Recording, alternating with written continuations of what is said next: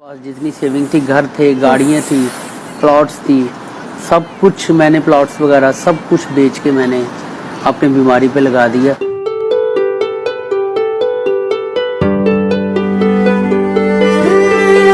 कदिया मिल सांवल यार वे।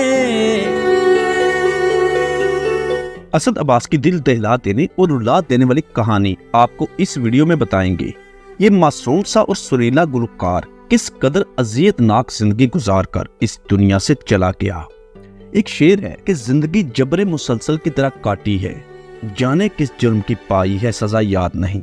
अगर इस शेर की तशरीह की जाए तो असद अब्बास की जिंदगी की अक्कासी करता है ये शेर। 12 करोड़ रुपए की जायदाद, जिसमें घर, प्लॉट, गाड़ियां, सब कुछ बीमारी पर लग गई। बड़े भाई ने गुर्दा भी डोनेट कर दिया, लेकिन वो भी काम ना आ सका। बेटे की बीमारी की वापसी का सुनकर मां भी इस दुनिया से चली गई। जब असद अब्बास के गुर्दे फेल हुए और भाई ने गुर्दा डोनेट किया तो कुछ ही महीने बाद जब मालूम हुआ कि ये ट्रांसप्लांट फेल हो चुका है, जो गुर्दा भाई ने दिया था वो भी नकारा हो चुका है, तो ये खबर सुनकर वालदा उसी वक्त उसी मौके पर फौत हो गई। दूसरी मेरी अम्मी से ये बर्दाश्त नहीं हुई, उसी वक्त मेरी अम्मी की डेथ हो गई, पर ही उनकी डेथ हो गई। उनको सुनकर ही वो गिरी और क़यामत टूट गई। और मेरी बड़ी बहन, एक हफ्ते के बाद उनकी भी डेथ हो गई। मेरी बड़ी बहन को जब मालूम हुआ तो वो भी सदमा बर्दाश्त ना कर सकी और वो भी इस दुनिया से चली गई। 2 नन्हे से मासूम बच्चे और एक बीवी। वो बीवी जिसने एक सुपरस्टार से शादी की थी जो करोड़पति था, जिसकी शोहरत और दौलत पर ऐश करती थी, वो बीवी कंगाल हो गई। शोहर की बीमारी की वजह से घर से बेघर हुए, सारा सोना अपने शोहर के इलाज पर लगा दिया। घर में 1 से ज्यादा गाड़ियां भी थीं, वो भी तमाम की तमाम फरोख्त हो गईं। रिक्शों पर सफर करने पर मजबूर हो गए। बच्चे बहुत ही कसम पुरसी की हालत गुजारने पर मजबूर हैं। वो बच्चे जो सोने का चम्मच लेकर पैदा हुए थे, उनका वालिद जिंदगी की सांसें गिनने लगा। 7 साल गुर्दों का डायलिसिस होते रहे, करोड़ों रुपए में गुर्दे का ट्रांसप्लांट करवाया, वो भी नकारा हो गया। भाई ने जो गुर्दा दिया था वो भी किसी काम ना आ सका और अपने आखिरी वक्त में जिंदगी की और इलाज के लिए भीख मांगता दिखाई दिया। असद अब्बास मजीद जिंदगी जीना चाहता था।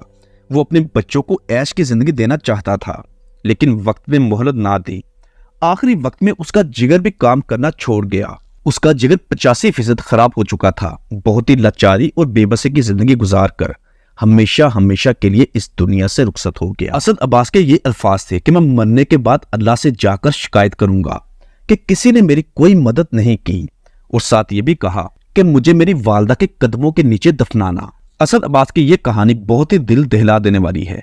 इस कहानी के पीछे वाली जिंदगी आपको बताते हैं।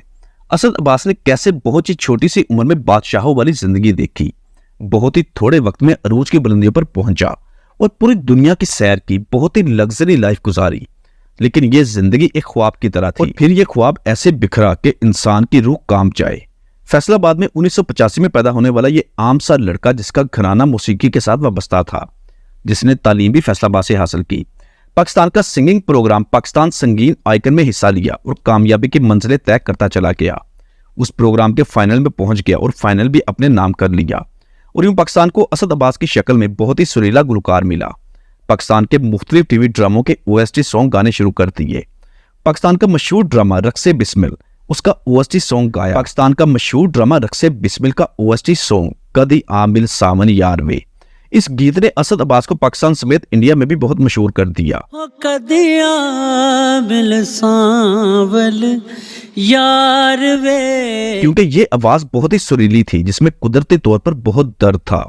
इस आवाज को इंडिया में बहुत पसंद किया गया और यूं बॉलीवुड से काम की ऑफर्स आने लगी। असद अब्बास अमेरिका चले गए और वहां जाके कंसर्ट्स करना शुरू कर दिए, जिससे बेपनाह दौलत और शोहरत में इजाफा होता गया। 2013 में कोक स्टूडियो के सीजन 6 में असद अब्बास की आवाज को भी शामिल किया गया। इसमें भी असद अब्बास ने अपनी आवाज का जादू जगाया, जिसे सरहद की दोनों जानब बेहद पसंद किया गया। फिर पाकिस्तानी फिल्मों के लिए भी गीत गाने शुरू कर दिए।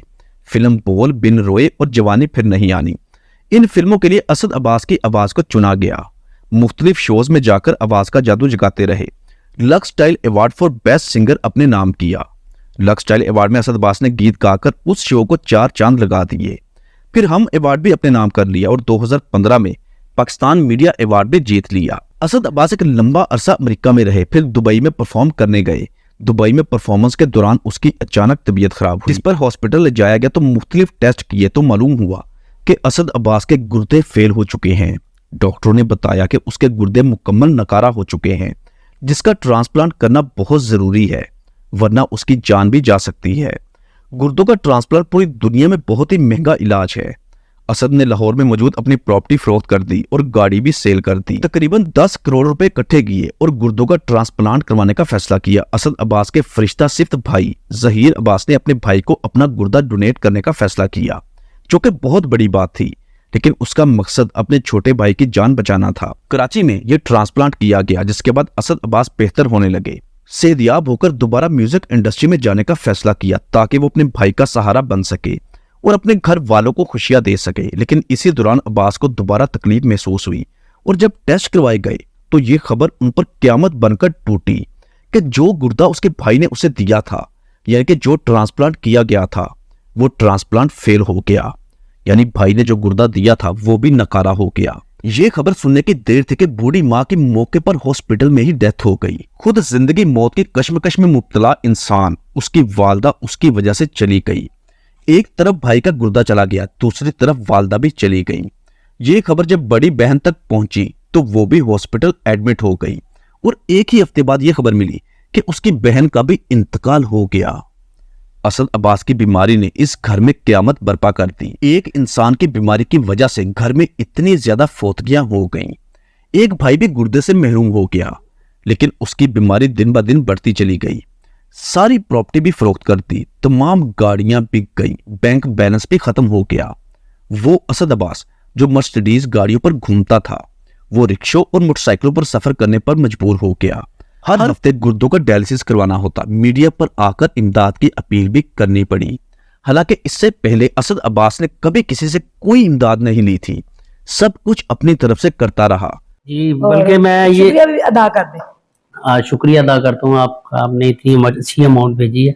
बल्कि जो भी हमें अच्छी अमाउंट भेजेंगे, बड़ी अमाउंट भेजेंगे, हम उनका जिक्र करेंगे। अब्बास अपने भाई की खातिर लोगों से इमदाद की अपील करते रहे, जिस पर असद अब्बास उससे नाराज होता कि हमने हमेशा दिया है, लिया नहीं, मैं बिल्कुल लोगों की इमदाद नहीं लूंगा।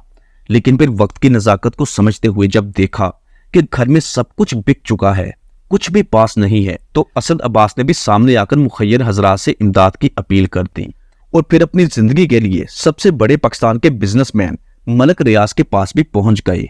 निगरान वजीर आला मोहसिन नकवी से भी इमदाद की अपील की और दोनों ने तमाम सहूलियात देने का वादा तो किया, लेकिन शायद वो वादा वफा ना हो सका। दरअसल असद अब्बास की हालत इस कदर अबतर हो चुकी थी कि उसके बचने के चांस नामुमकिन थे। मुखय्यर हजरात ने बेपना इमदाद तो की, लाखों रुपए इमदाद के चेक और नगद रकम भी भिजवाते रहे, लेकिन बीमारी इस कदर बड़ी थी जिसने करोड़ों रुपए खा लिए और बिलाखिर फैसलाबाद के अल शिफा हॉस्पिटल में जिंदगी की आखिरी सांसें गिनते गिनते गुज़िश्ता रोज 15 अगस्त 2023 को अपने खाल के हकीकी से जा मिले। बकौल उसके भाई जहीर अब्बास के हॉस्पिटल वालों ने पैसे लेकर डेड बॉडी दी और आज 16 अगस्त 2023 को उन्हें सुपुर्द-ए-खाक कर दिया गया। असद अब्बास की जिंदगी हमारे लिए बहुत बड़ी नसीहत है कि इंसान को हर हाल में अल्लाह का शुक्र अदा करना चाहिए, क्योंकि सेहत अनमोल चीज है। सेहत है तो सब कुछ है। अल्लाह पाक सेहत और तंदुरुस्ती दे और कभी किसी का मोहताज ना करे। यार ना विछड़े किसे दा प्यार ना विछड़े। इंसान चाहे जितने भी पैसे कमा ले, अगर उसके पास सेहत नहीं तो तमाम पैसा फजूल है। उन पैसों की कागजों के सिवा कोई वैल्यू नहीं। दोस्तों, एक बार सूरह फातिहा और 3 बार सूरह इखलास पढ़कर असद अब्बास की रूह को लाजमी इसाला सवाब कीजिएगा। अल्लाह पाक उनकी आखिरत की मंजिलें आसान करे। आमीन।